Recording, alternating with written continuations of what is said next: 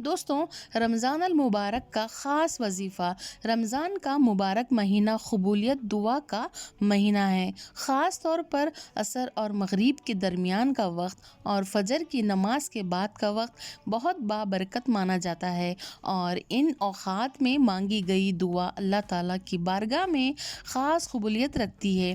یہ ایک مجروب اور کامیاب وظیفہ ہے۔ آپ بھی اسے رمضان میں ضرور آزمائیں۔ انشاءاللہ اللہ تعالیٰ اپنی رحمت سے آسانی فرمائے گا۔